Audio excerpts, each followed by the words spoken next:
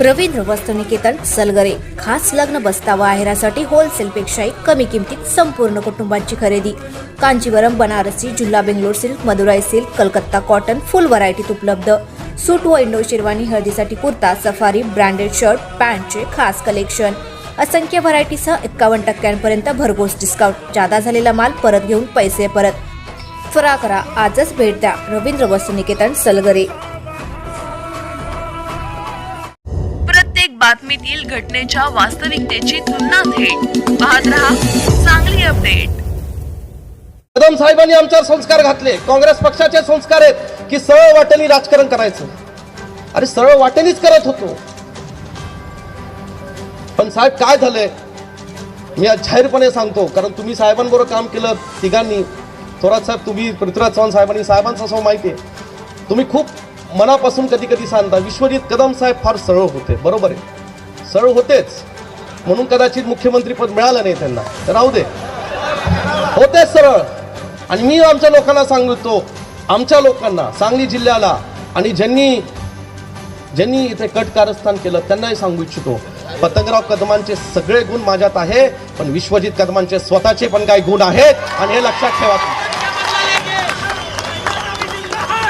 आणि म्हणून या जिल्ह्यातल्या काँग्रेस पक्षाच्या कार्यकर्त्याला वाऱ्यावर सोडला नाही। तुमचे सगळ्यांचे मला फोन येत होते, विश्वजित यात्न मार्गखार, विशाल पाटील या ठिकाणी आमचा तरुण सहकारी आता बंडखोर उमेदवारी करतोय, मी त्याच्याही पाठीशी त्या परिस्थितीने खंबीरपणे उभे राहिलो। तो 19 तारखेला 18ला माझ्याकडे आला, 17ला माझ्याकडे आला, 22ला 21ला रात्री आला। काँग्रेस पक्षाने, शिवसेनाने आमच्या विनंतीला मान देऊन, माझ्या विनंतीला मान देऊन ही सगळी नेते मंडळी राहुलजींशी बोलले, मी स्वतः राहुलजींशी बोललो, आणि राज्यसभेची खासदारकीची आम्ही तिन्ही पक्षांकडनं कबुली घेतली, 2 पक्षांकडनं, शिवसेना आणि या ठिकाणी काँग्रेस पक्ष। मी सांगितलं, अरे भावा, नको या भानगडीत पडू, अपक्ष लढणं वेगळं असतं, या ठिकाणी लोकसभेला अपक्ष लढणं वेगळं असतं। काही लोक आज तुझ्याकडे प्रेमापोटी येत असतील, काही लोक ह्याच्यासाठी येत असतील, ह्याच्यात नको फसू।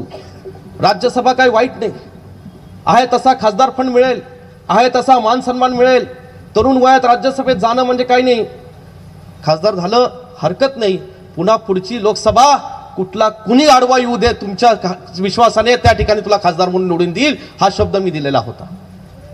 ह्या नेत्यांचे आम्हाला आदेश होते, मी कुठलीही कसर सोडली नाही, कुणाला वाऱ्यावर सोडलं नाही, परंतु माझी ही जबाबदारी हाताच्या पंजापर्यंत होती, माझी जबाबदारी ही काँग्रेस पक्षाच्या जागेच्या उमेदवारीपर्यंत होती, काँग्रेस पक्षाचा खासदार निवडून आणण्यापर्यंत होती।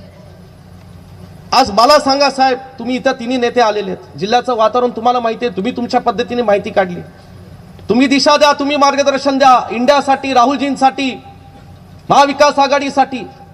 मी विदर्भात गेलो, मराठवाड्यात गेलो, आज अत्यंत चांगलं वातावरण महाविकास आघाडीसाठी आहे। तुमच्या सगळ्यांच्या नेतृत्वाखाली 35 जागा कदाचित महाविकास आघाडीच्या येणाऱ्या लोकसभेमध्ये निवडून येतील। मग पुढं काय? आज आमचा तोंडावरचा घास हा आमच्याकडनं हिसकून घेतलेला आहे, हे पुन्हा होऊन देऊ